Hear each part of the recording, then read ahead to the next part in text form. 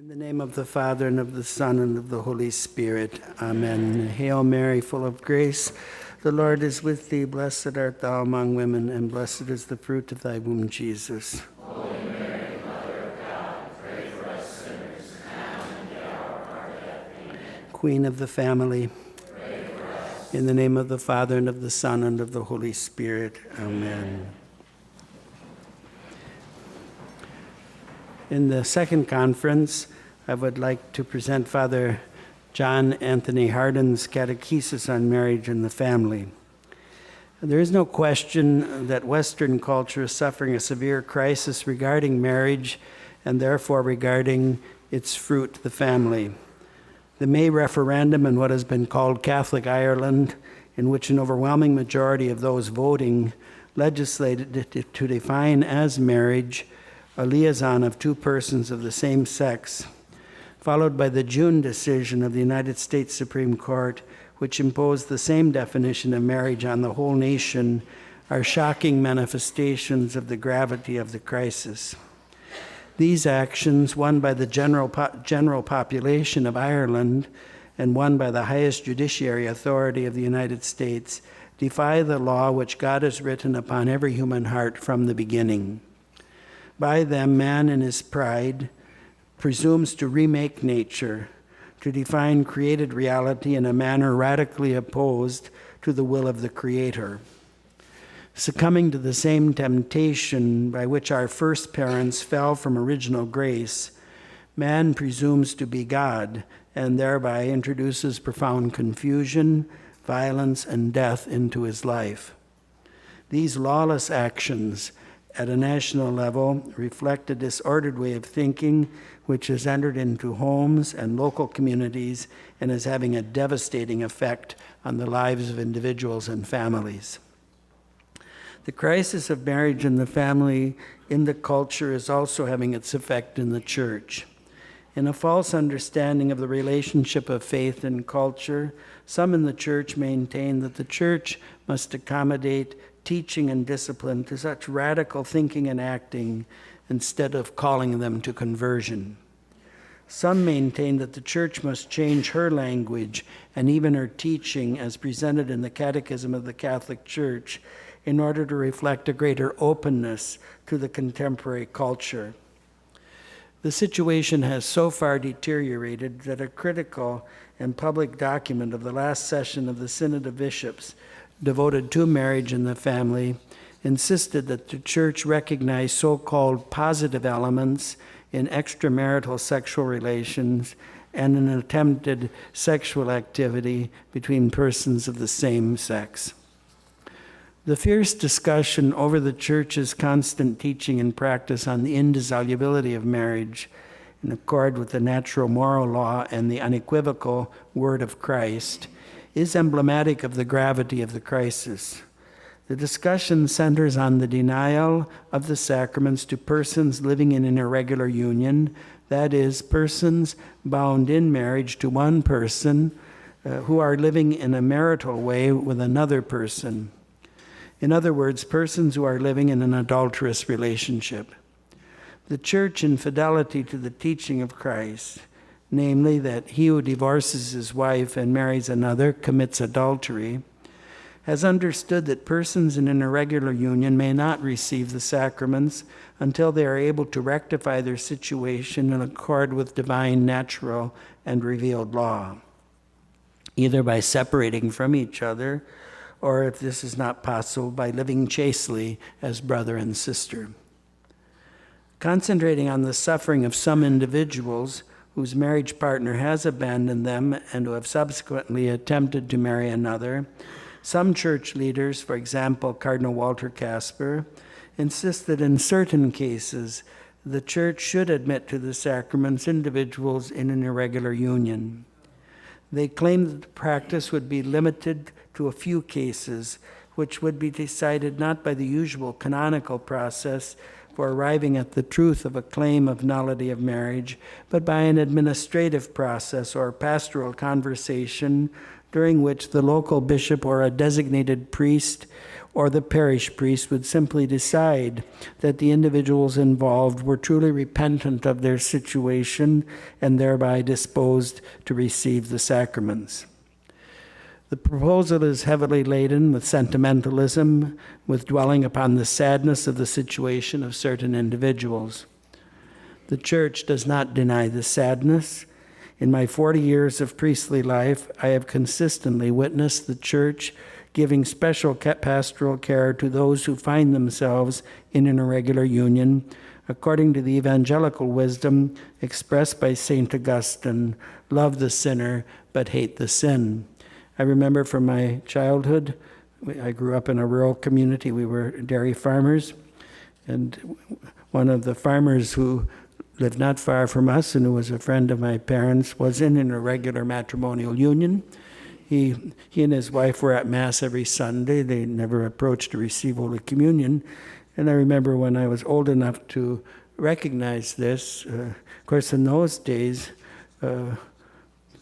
others did not approach to receive Holy Communion either because they hadn't kept the fast or because they were in a state of mortal sin. Now we have this idea that if you're at Mass, you must be able to receive Holy Communion like it's some kind of right that you have. It's really strange thinking.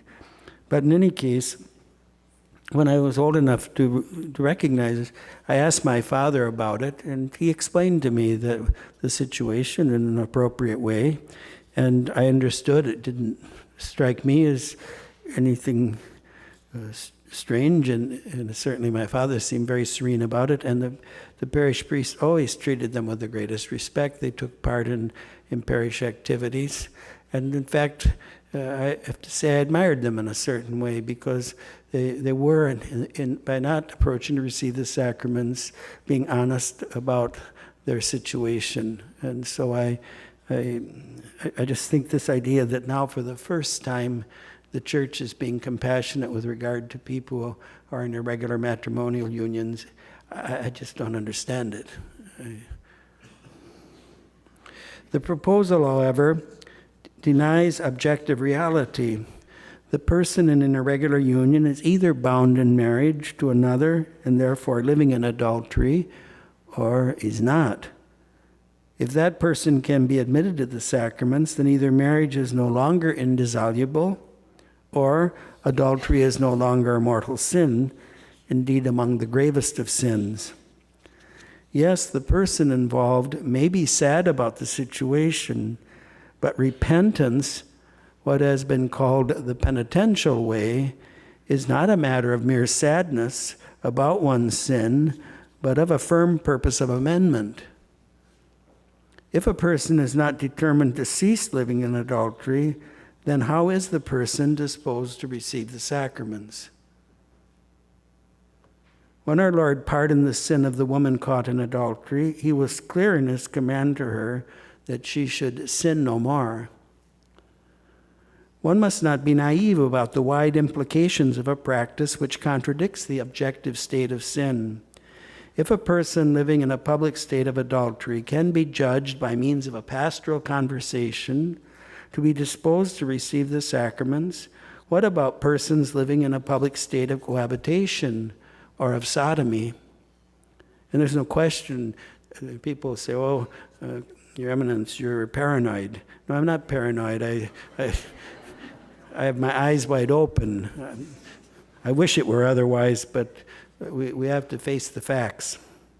In fact, during the time since the discussions surrounding the denial of the sacraments to those in irregular unions, that is, from the time of the extraordinary consistory of cardinals in February of 2014, of the preparation and celebration of the first session of the Synod of Bishops on the Family in October of 2014, and in the time of the preparation of the second session, which is now in progress,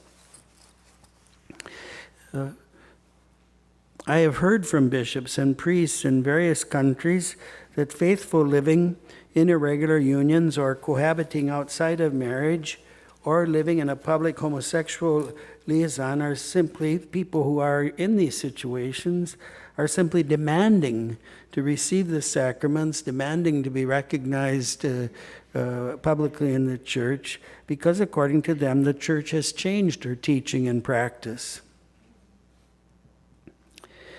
Without exaggeration, the situation could not be more critical. If the church's teaching on marriage on the first cell of her life falls into error, how can she any longer teach with authority on any other matter?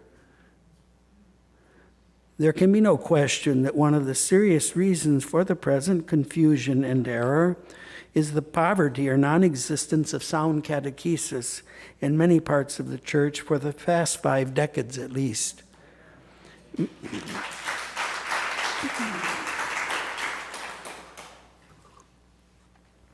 Many, even among church leaders, speak and act in a manner which contradicts what the church has always and everywhere taught and practiced. If the present crisis is to be overcome, as indeed it must be overcome with the help of God's grace, then the catechesis on marriage and the family must be complete and clear. Catholics must be prepared to give an account of the truth, which is the foundation of the right order of society and of the church.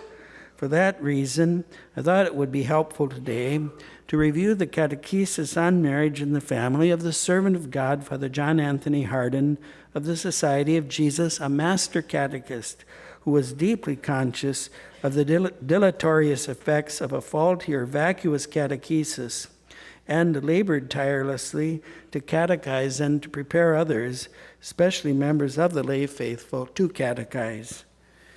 In presenting Father Hardin's catechesis, I'm using the basic home study course manual of the Father John A. Hardin Basic Catholic Catechism course in its revised and updated edition published by Eternal Life in Bardstown, Kentucky in 2012.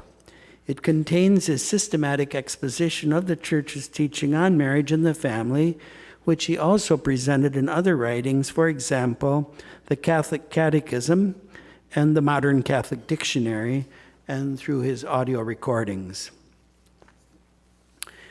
The virtue of chastity. The foundation of the catechesis on marriage and the family is the catechesis on the virtue of chastity, found in Father Hardin's treatment of the 6th and 9th commandments. The virtue of chastity orders human sexuality in accord with the truth that sexual union is by nature conjugal. That is, it belongs exclusively within the union of a man and woman in marriage. That's it. It's all right there. So, the one flesh of the sexual union, that beautiful phrase from the book of Genesis, is in fact the full expression of the marriage covenant. Father Hardin points out how the 6th and 9th commandments of the Decalogue, the articulation of the natural moral law, are essentially related to one another, and how the sacredness of the body, especially in its sexual dimension, is elevated, is endowed with divine grace through the mystery of the redemptive incarnation. He writes, "The Church," and I'm quoting Father Hardin, the servant of God, "the Church regards human sexuality as a gift to be cherished. In taking our human nature upon himself, Jesus elevated the totality of the human person, including the body and human sexuality, to a supernatural plane. Our bodies are sacred. As a consequence of the salvation won for us by Christ, our bodies have become the dwelling place of the Holy Spirit. In the words of St. Paul, "Do you not know that you are God's temple and that God's Spirit dwells within you?" Precisely because our bodies are sacred, the 6th and 9th commandments call us to safeguard bodily purity in imitation of the purity of Christ. The virtue of chastity is to be practiced by everyone, married and unmarried alike. Furthermore, it requires prayer and constant effort at every stage of life. The practice of chastity by the married, which forms a home in which freedom and happiness reign, even in times of great suffering, is the first school of purity and chastity for children.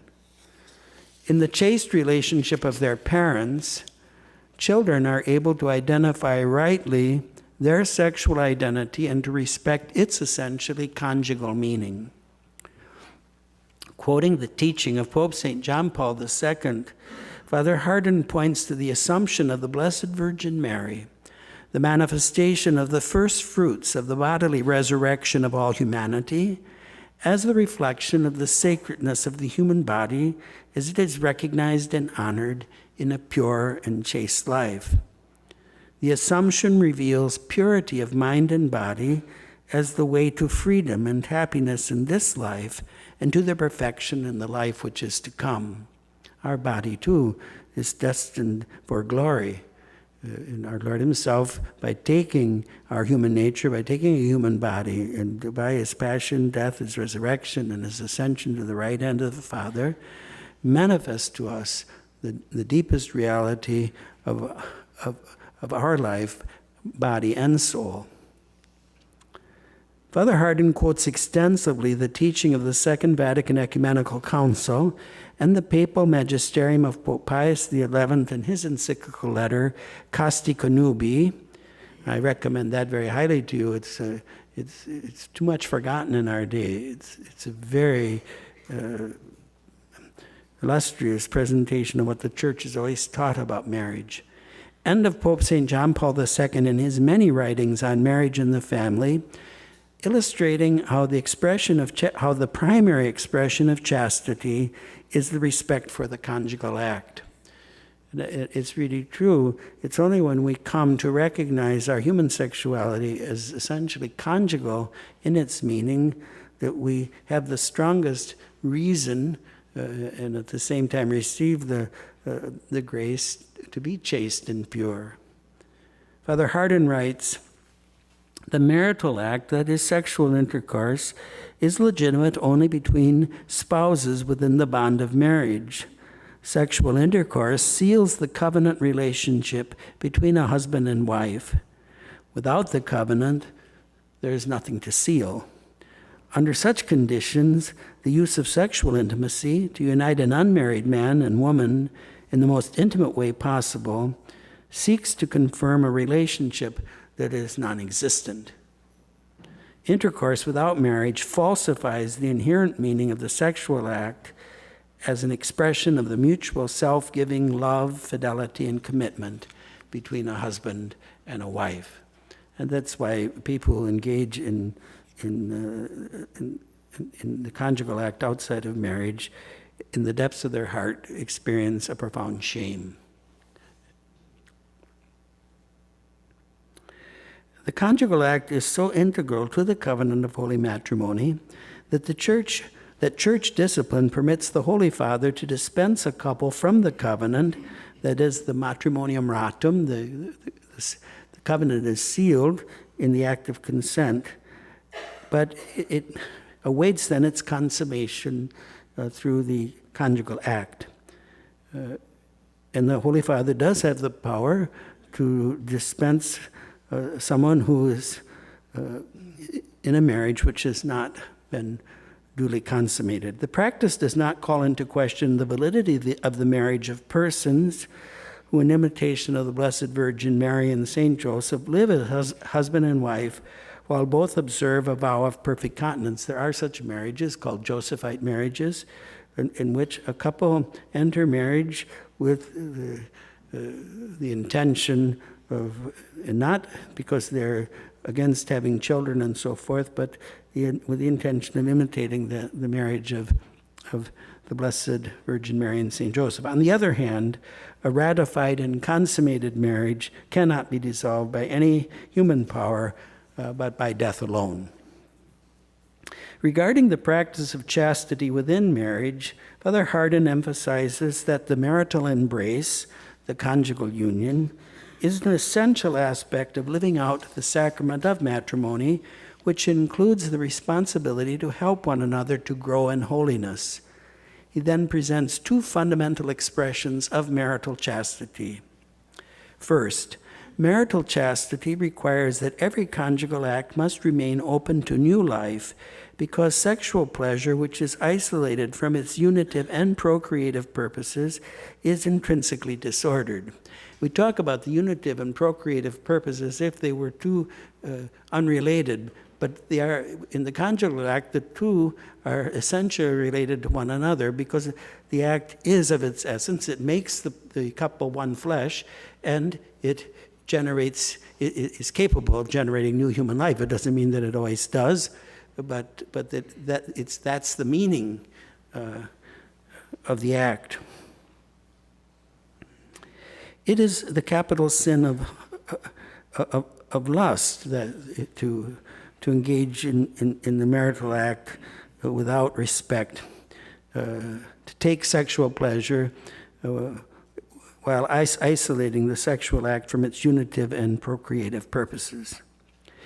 In a more extensive treatment of the sin of contraception, later in the chapter on the 6th and 9th commandments, Father Hardin, echoing the teaching of Blessed Pope Paul VI in his encyclical letter Humanae Vitae, illustrates how the contemporary widespread practice of contraception has led to a breakdown of family life and to the spread of other forms of sexual vice. He writes, "At its root, contraception is sinful because sexual pleasure is sought while deliberately excluding one of the divinely intended purposes of sexual pleasure, which is the conception of a child.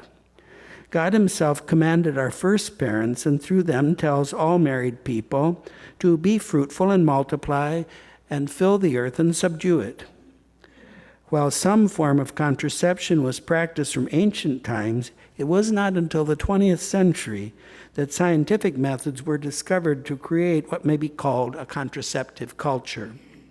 Contraception leads to the breakdown of family life, reduces marriage to a form of selfish cohabitation, degrades the status of women, encourages homosexuality, and creates a climate for the murder through abortion of so-called unwanted children."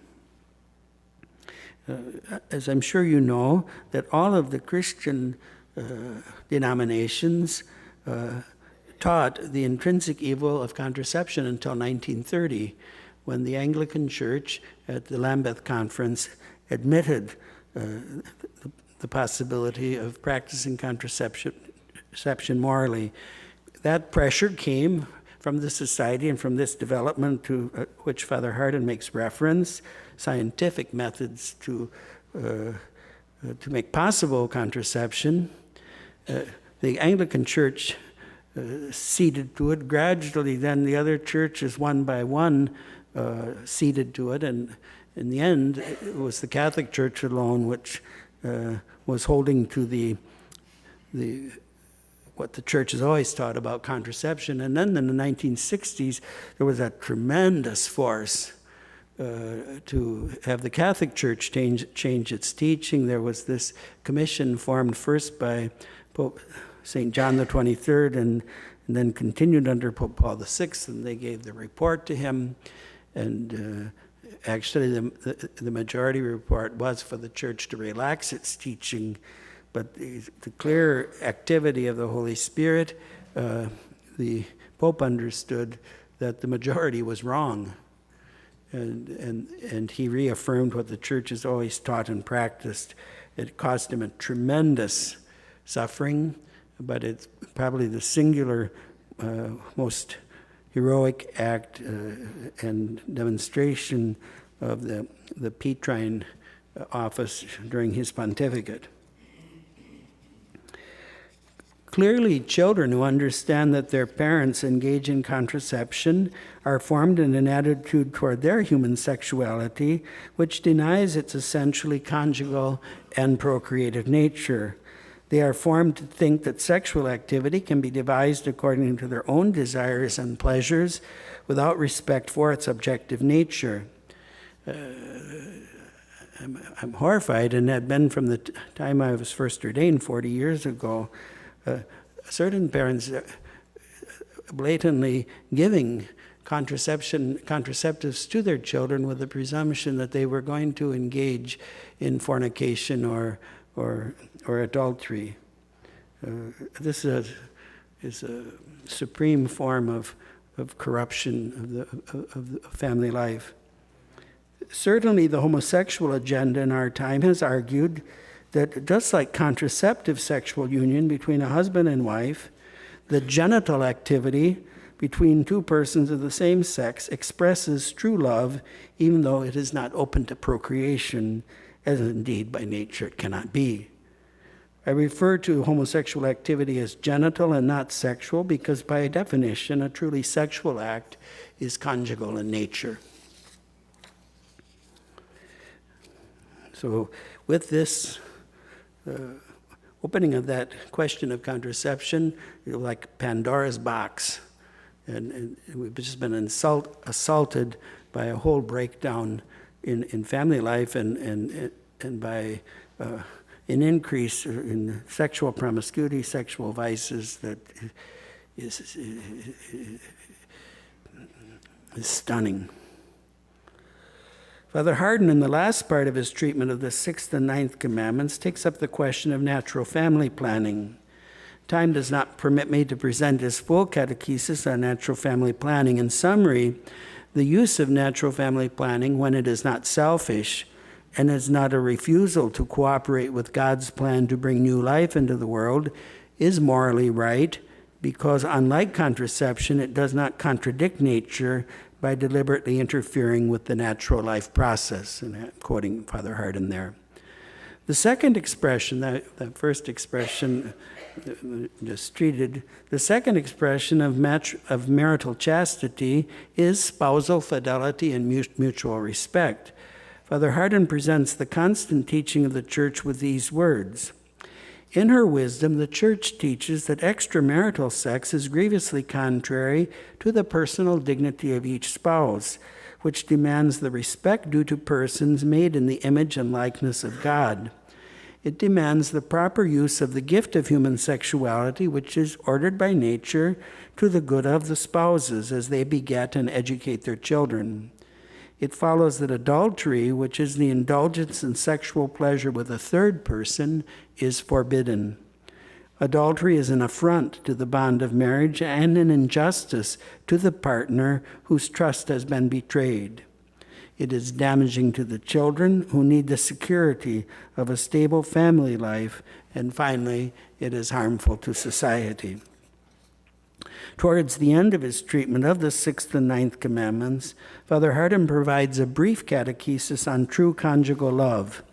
He calls to mind how two virtues of the early Christians converted the Mediterranean, charity and chastity.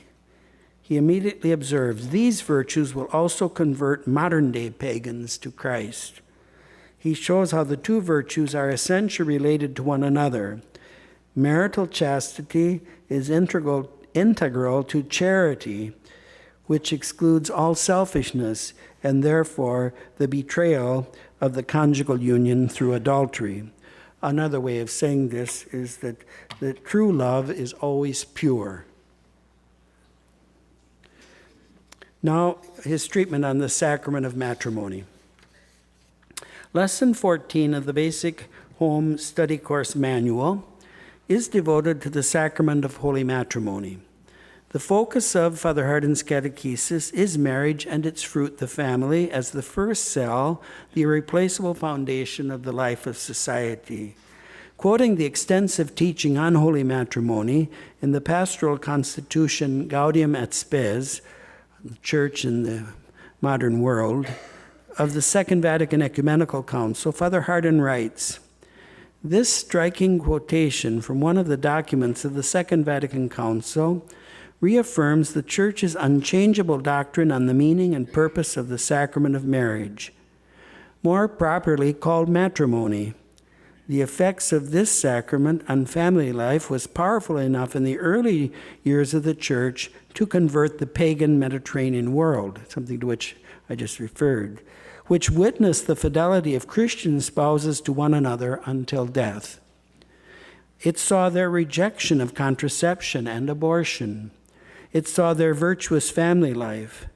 The countercultural witness of Christian marriages then, as now, gave witness to the truth of Christ's assertion to his followers. In the world you have tribulation, but be of good cheer. I have overcome the world. This is the situation of the church in many of the early cultures, the catechizing, evangelizing the barbarians and so forth. It was simply by living in fidelity to Christ that tremendous conversions took place. And many of us are deeply indebted to that early evangelization because we're descendants from those peoples who were catechized by such great figures as St. Boniface in Germany, or St. Patrick in Ireland, St. Jordan in Poland. And could think of so many examples. Rightly, Father Hardin sees the Catechesis on holy matrimony as key to addressing the whole of Christian life with integrity and to correcting the attacks on marriage and family in our time. Fittingly, Father Hardin underlines above all the powerful grace given by Christ to the married for their own salvation and for the salvation of the world. He writes, "Given the contemporary host of discords in society, it is not surprising that the Second Vatican Council should teach us, more than any other general council in church history, about the supernatural power contained within the sacrament of matrimony. It is a power capable of producing the same type of selfless love which converted the pagan world in the early years of the church." Father returns to that very often, and rightly so. His catechesis presents holy matrimony under 8 aspects. First, marriage at the dawn of the human race. Second, institution by Christ. Third, meaning and conferral. Fourth, the spiritual effects of the sacrament of matrimony. Fifth, recipient and minister. Sixth, mixed marriage and disparity of cult. Seventh, annulments and impediments. That word annulment, I should have caught that.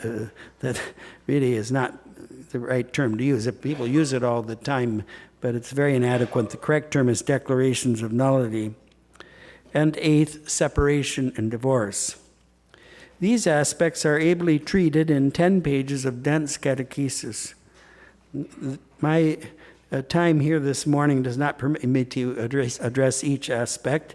I will concentrate on the most fundamental aspects which are called into question by the contemporary crisis of marriage and the family in the world and in the church.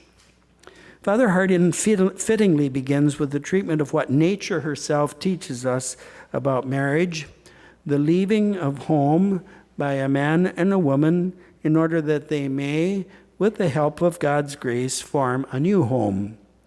They leave their proper homes to become one flesh, to cooperate with God in the forming of a new family. What nature teaches us, what is written on every human heart, is revealed in sacred scripture, in the magisterial teaching of the church, and indeed in the very bodies of man and woman. There can be no contradiction, in fact, between what God has revealed through nature and what he has revealed through his inspired word. There can be no conflict between nature and grace, which both have their origin in God, which both reflect his truth, beauty, and goodness, in which he has given his creatures a share. Man, above every other earthly creature, participates in the being of God, for God has created man, male and female, in his own image and likeness. The natural sacrament of marriage, instituted by God from the beginning, suffered the effects of original sin, from which Christ has saved us by his redemptive incarnation. The second person of the Most Holy Trinity, by taking our human nature, purified and elevated matrimony, raising it to the dignity of a sacrament. So marriage is both a natural sacrament because God intended it from the beginning to be a participation in his pure and faithful and enduring love. And it's also one of the 7 sacraments. Our Lord raised it to that dignity. He did that in order that spouses could more readily and fully live in accord with God's plan for them from the very beginning. Father Hardin explains, to Christian spouses, Christ offered the assistance of his grace. By elevating marriage to the dignity of a sacrament, he made possible a healing of the discord between man and woman and the restoration of the beauty and purity of the union of a husband and wife. One of the first manifestations of the effects of original sin was that Adam and Eve were ashamed before one another. And we see that disorder had entered into their hearts, and therefore there was this sense of shame. The fathers of the church commonly recognized that by taking an active part in the wedding feast at Cana, at the onset of his public life, and at Our Lady's urging, the Savior sanctified Christian marriage. The sacrament of matrimony enables people who are naturally selfish and hard of heart, and all of us have a bit of that in us, to become selfless and loving. That's that mystery to which St. Paul refers.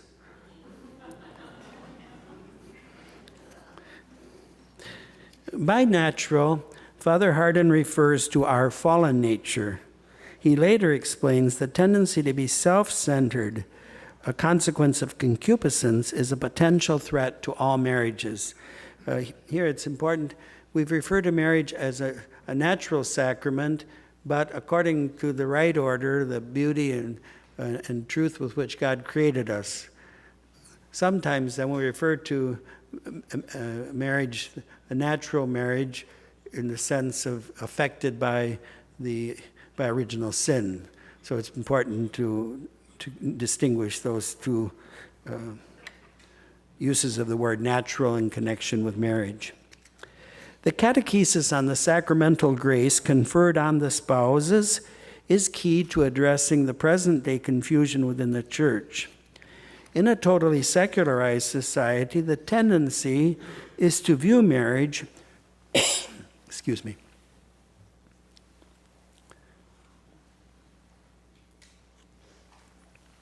The tendency is to view marriage from a purely natural point of view in the sense of fallen nature, and then to reduce the teaching of Christ on holy matrimony to the expression of an ideal which is impossible for most to attain.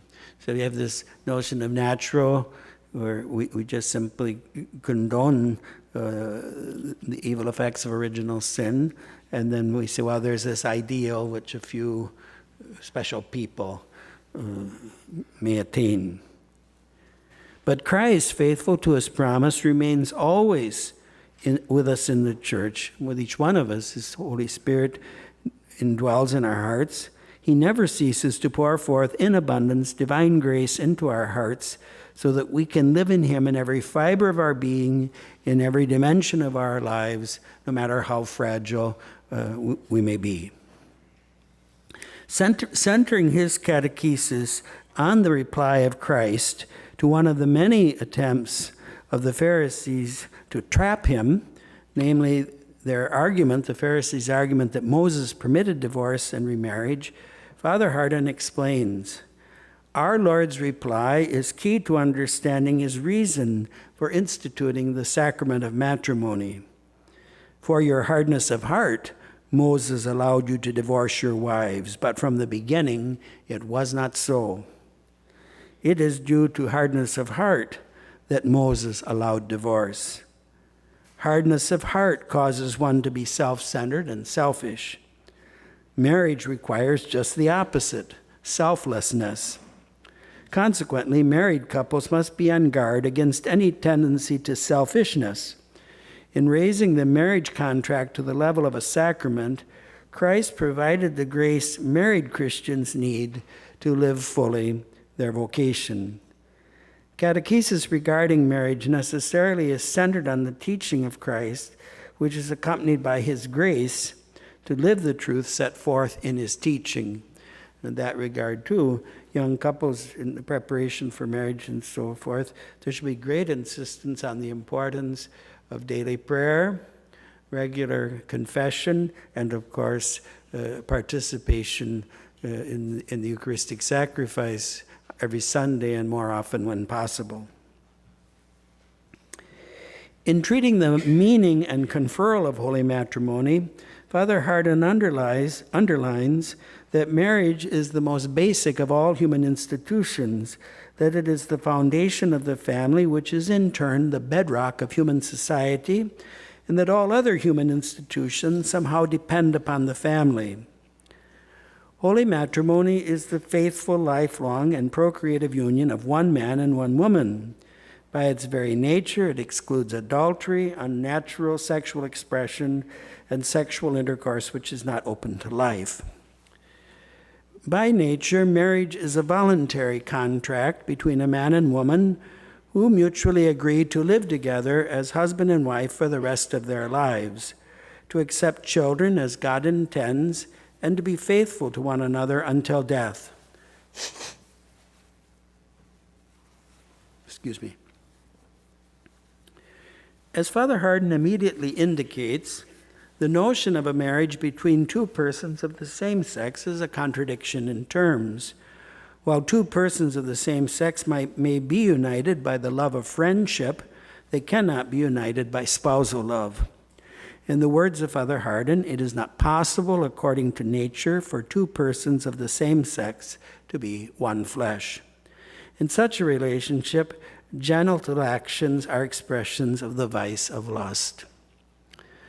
The marriage contract is by nature sacred, having been established by God as the natural means of uniting a man and a woman and of procreating and educating his sons and daughters. Thus, even before Christ raised holy matrimony to the dignity of a sacrament, marriage always involved not only the two partners, but also God as the author of marriage. For this reason, the marriage contract is also called a covenant, to indicate how from its institution at the beginning of human history, it typifies both the covenant between God and the entire human race, and in particular, the covenant between Christ and the Church. This is what is meant when marriage is called a natural sacrament.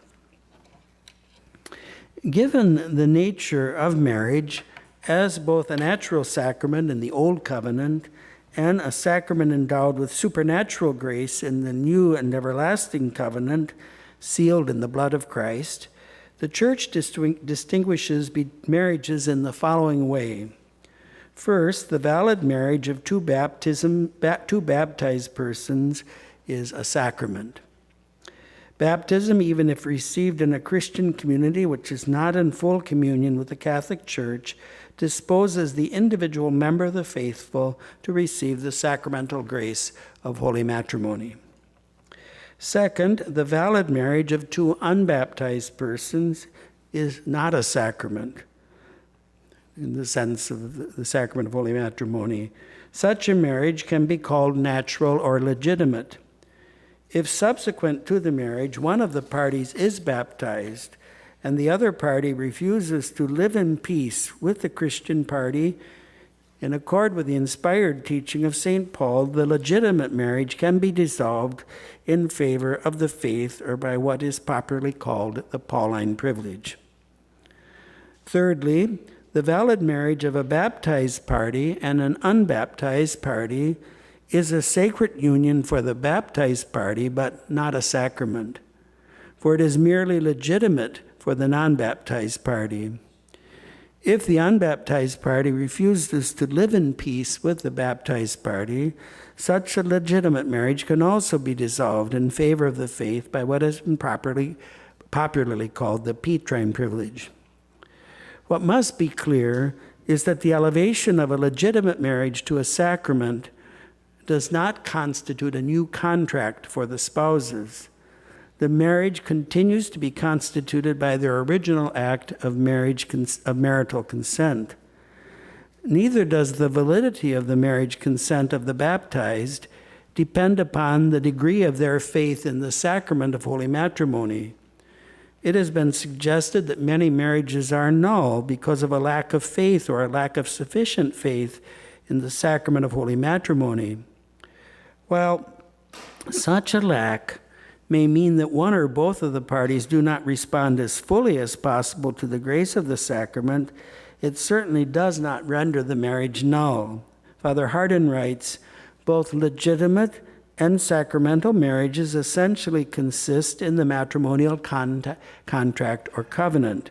Legitimate being a marriage between two unbaptized persons, and sacramental marriage between two baptized persons. Hence, the elevation of a legitimate marriage to the status of sacrament by Christ does not require a second contractual agreement when the parties in a legitimate marriage are baptized, nor does the marriage contract between two baptized persons require anything other than their consent. The fact that both the spouses are baptized automatically makes the marriage contract, whether entered before or after baptism, a sacrament. In this sense, too, as Father Hardin points out, the ritual blessing of the priest or deacon who officiates at the rite of matrimony is not part of the essence of the sacrament of holy matrimony. Father Hardin goes on to explain that the essence of the sacrament of marriage is the mutual consent of the parties. The parties are the ministers of the sacrament. The matter of the sacrament is the total giving of self of the other to the other alone by the parties themselves, and the word of mutual consent is the form. Contained in the matter and form is the mutual handing over and the mutual acceptance of rights and duties over each other's bodies in view of the procreation and education of offspring and their mutual spousal love. The bond formed by the mutual consent is sealed by the grace of the Holy Spirit. The bond of marriage, in the words of the Pastoral Constitution on the Church in the modern world, no longer depends on human decisions alone. The bond of marriage is therefore perpetual and indissoluble. Father Hardin comments, the bond of marriage is in fact an expression of God's perfect love for humanity. Surely the significance of the sacramental marriage bond is one of the greatest blessings of Christian marriage, and its rejection one of the greatest curses for the entire human family. The marriage bond is perpetual and exclusive. When consummated by natural, that is, non-contraceptive intercourse, it cannot be dissolved by any other authority than Christ. Father Hardin then discusses the three essential goods of marriage: unity, indissolubility, and procreation. Given the current discussion in the Church, I present with some detail his treatment of indissolubility. I have already treated somewhat extensively procreation in the first part of my presentation on the practice of the virtue of chastity in marriage. Father Hardin begins his treatment of the indissolubility or permanence of marriage by reminding us that marriage, together with the priesthood, are the two basic foundations of the human social order. As world history demonstrates, when the indissolubility of marriage is not respected, society itself is destroyed. The fundamental importance of the indissolubility of marriage is clear from the Lord's own words in the Gospel, which St. Paul presents in the first letter to the Corinthians with these words. This is from chapter 7 of 1 Corinthians, verses 10 to 11. To the married I give charge, not I, but the Lord, that the wife should not separate from her husband, but if she does, let her remain single or else be reconciled to her husband, and that the husband should not divorce his wife. Father Hardin then explains the nature of the dissolution of the matrimonial bond by means of the Pauline privilege and the Petrine privilege, explaining that such a dissolution is conceded by Christ himself and is therefore extrinsic to the intrinsic indissolubility of the marriages, which refers to the permanence of the bond which unites a husband and wife from the moment of their consent and is exchanged in the rite of marriage until death do us part. He describes the intrinsic indissolubility of the marriage with these words: This bond cannot be terminated by an action of the spouse, such as mutual agreement or even sinful conduct as adultery, from within the marriage contract. Prior to the wedding, the spouses were free to marry or not to marry. However, once married, they are not free to terminate the bond. This internal indissolubility is a property of legitimate as well as sacramental marriage. So long as the marriage is valid, it is internally indissoluble. The Pauline privilege is granted by Christ himself through the inspired teaching of St. Paul. The Petrine privilege is an exercise of the power of the keys in the case of a marriage which is not sacramental in favor of a sacramental marriage. Regarding the exercise of the Pauline privilege and of the power of the keys in the case of the dispensation of a non-consummated marriage and the dissolution of marriage in favor of the faith by the Petrine privilege, Father Hardin provides a further explanation. He concludes, "None of these concessions touching termination of the marriage bond extrinsically involves a marriage at the highest degree of perfection, a consummated sacramental marriage. And none of them concede any authority to the spouses to terminate their marriage, whether the marriage is sacramental or legitimate, valid, or consummated. In this way, the permanence of marriage as God instituted it and as Christ dignified it as a sacrament of the new law remains intact." In the conclusion of his treatment of the indissolubility of marriage, Father Hardin recalls that the breakdown of the unity of the Church caused by a refusal to accept the word of Christ concerning the indissolubility of marriage. This is particularly illustrated in the case of King Henry VIII in 16th century England. The division of the church at that time had its cause in the adultery of the king. Also, we don't have time today to go into the practice in the Orthodox churches in which there is permitted what is called a penitential marriage. It's not really considered a true marriage for someone who's divorced and enters into a second union. They use various terms. They call it penitential. But the history of it is of emperors, the pressure from emperors who were engaged in adultery and in irregular unions, pressuring the patriarchs in the Eastern Church to permit these kind of situations. He summarizes what history teaches us with these words. History has shown how difficult it can be, even for practicing Catholics, to live according to the high standards set by Christ for married couples, particularly his insistence on permanence. Nonetheless, through the graces of the sacrament, spouses can be certain that our Lord will provide everything needed to live fully their vocation. Father Hardin provides a separate treatment of the grace conferred through the sacrament of holy matrimony. Time does not permit me to discuss all of the richness of the Church's teaching and practice regarding holy matrimony, as Father Hardin treats them in his Catechisis. He treats, for instance, the recipient and minister of the sacrament, mixed marriage and disparity of cult in marriage, and declarations of nullity and impediments to marriage, separation and divorce. Conclusion. Father Hardin concludes his lesson on holy matrimony, as he does each lesson in his basic Catholic catechism course, by proposing spiritual practices in accord with the truth of the faith treated. In the case of holy matrimony, he proposes spiritual practices for those discerning the vocation to marriage, for those who are married, and for all the faithful. I conclude by summarizing the spiritual practices provided for each group. For those discerning the vocation to marriage, he first counsels, know the basic purposes for which God created marriage, the good of the spouses, particularly ultimate good of helping each other attain eternal salvation, and the procreation and upbringing of children. His final counsel to them is therefore rightly, maintain premarital purity.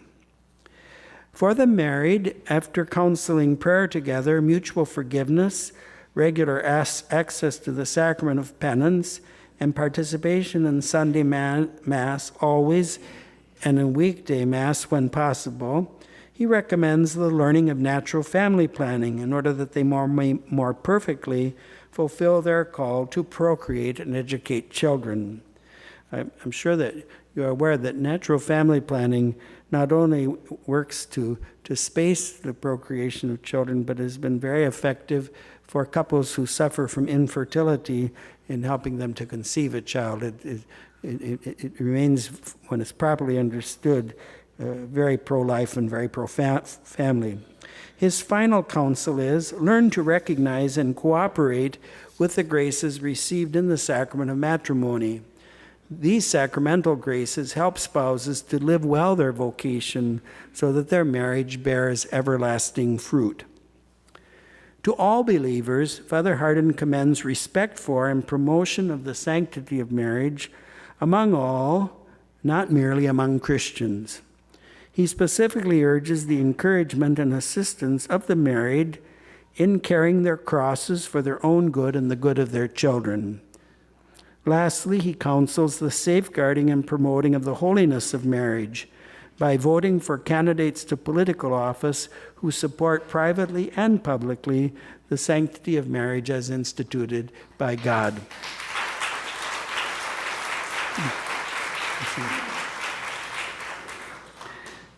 Father Hardin is a gold mine of good counsel.